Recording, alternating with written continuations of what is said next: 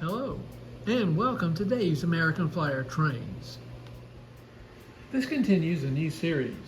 This video and others to follow share non-catalog train sets added to collection, influenced primarily by prototypes discovered in classic trains, classic toy trains, and other internet web resources. Part 5, Heavy Maintenance of Way Train. The vision is create a heavy maintenance of way train to operate on the interior at-grade section, complementing a light maintenance of way train, as shown in some previous videos, on the elevated track section within the mountain division. Further refining the vision is to create a vintage American Flyer by Gilbert heavy maintenance of way train featuring die-cast chassis and six-wheel trucks. Requirements are 1. A die-cast steam locomotive, preferably a Hudson, with tractive force to maintain steady state operation, plus some excellent creep or scale speed, pulling a full die-cast consist. Number 2. A consist usually associated with maintenance of way train, including a crane. 3. Each car with die-cast frame or body. Number 4, a minimum of 5 maintenance away cars that includes a crane boom car and tender, searchlight flat car, and 5, as many cars as available with 6-wheel trucks. Each car must have knuckle couplers. Meeting these requirements are the Gilbert American Flyer modified New York Central 310 Hudson steam locomotive, modified in the sense that it has a sheet metal tender. Up first in the consist meeting these requirements is the 946 Erie 12-wheel die-cast depressed center operating searchlight flat car that's stamped Erie 7210.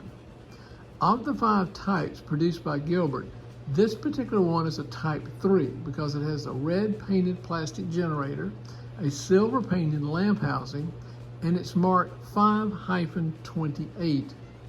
Note the brake wheels on each end. It's got 3 contact wheels per truck, center iron side frames, and knuckle couplers. 936 Erie die-cast 12-wheel cable reel car offered in 1953 and 54 in the Gilbert inventory. This one is a Type 3 that included the line New 5-28 stamped on the side. Note the catalog number 936 is actually stamped on the yellow metal cable reel sides. Up next is one of my personal favorites.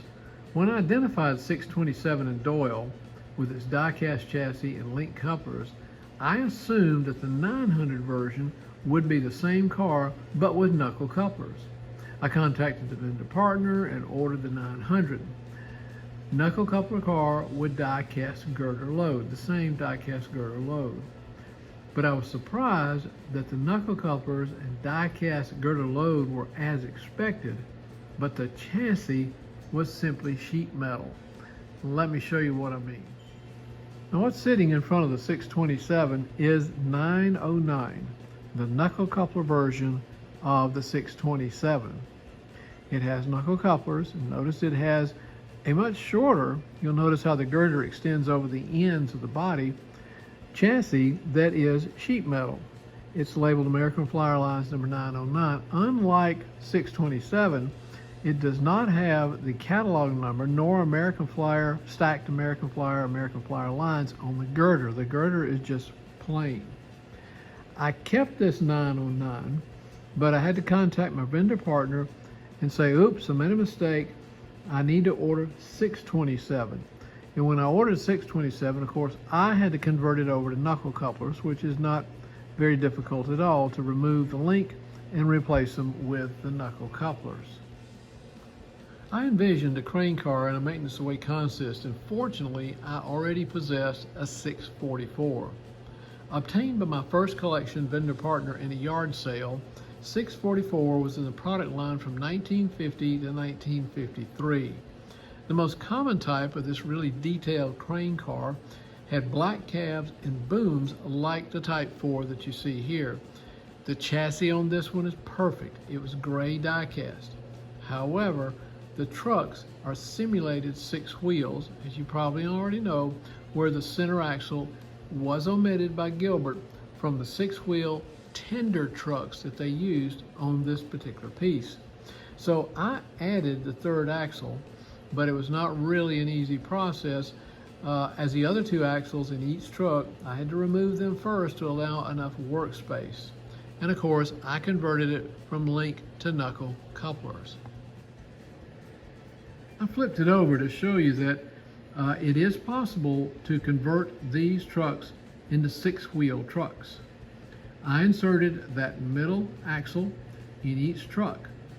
I had assumed that probably the easiest thing to do is just to put my spreading tool right in the middle and spread it apart enough to get that middle axle in, but it was not that easy. I really had to let go and remove the leading and trailing axle in this truck in order to get enough workspace to get that thing in. It took a little bit of work. This is a pretty heavy truck, and those are centered iron side frames on the truck, but it worked. And then of course, as you can see here with the pin, I converted the link couplers to the knuckle couplers. It works great. There's been no operational issues by adding that 3rd axle to either truck. And coming up last is the work caboose or crane tender number 945. In the product line in 1952, it's got a gray painted die-cast chassis with a red painted wood toolbox. American Flyer lines. Steps are included to complete this consist in this perfect example of a 945. I understood that in later versions or in some versions of this car, the steps are excluded by Gilbert. This 37 axle, 74 wheel die-cast chassis train might someday, once I get it rebuilt, be led by number 312 Pacific to give it a true die-cast tender, where now there is a replacement sheet metal tender on the 320. Right there. Okay, enough talk about the train. Let's enjoy some solid, clickety-clack, smooth operation.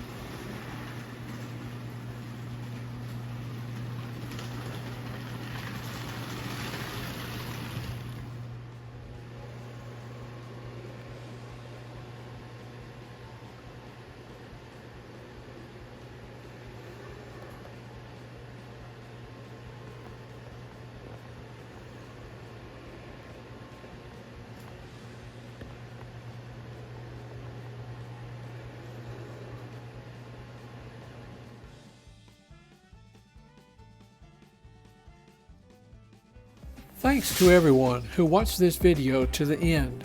Please subscribe to the channel to see more of this content. Give a like or comment as you see fit. And above all, remember, the trains are the show.